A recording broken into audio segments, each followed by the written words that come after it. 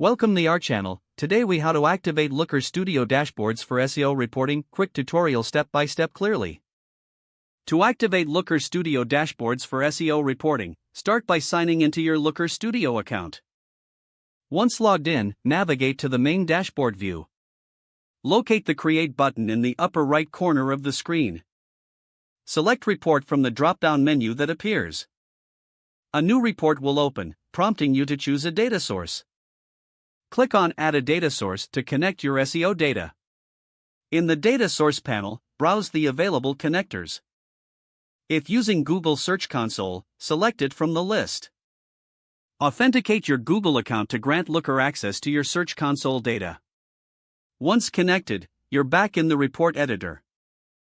Drag and drop your data fields into the report area to create visualizations.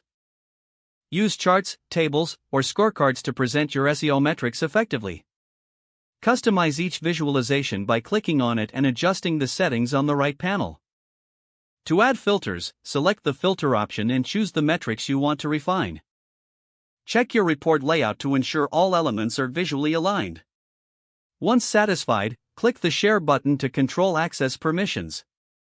You can also schedule regular email reports for stakeholders if needed. Finally, click Done to finish your dashboard setup. Your Looker Studio dashboard for SEO reporting is now activated and ready to track performance. If the page does not load, refresh the browser or try again in a private or incognito window. Make sure you are using the correct email address, then retype it carefully to avoid small typos.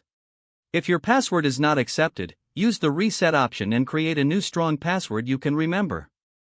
Check your spam folder for verification or security emails, then complete any requested confirmation steps. Enable two-factor authentication if available to improve account security and reduce unauthorized access risk.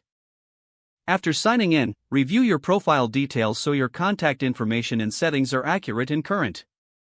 If you see an error message, note it down and try again after restarting your device and internet connection. Log out when you finish, especially on shared devices, to keep your account and payment information secure. If the page does not load, refresh the browser or try again in a private or incognito window. Don't forget to like this video and subscribe to our channel for more step-by-step tech guides.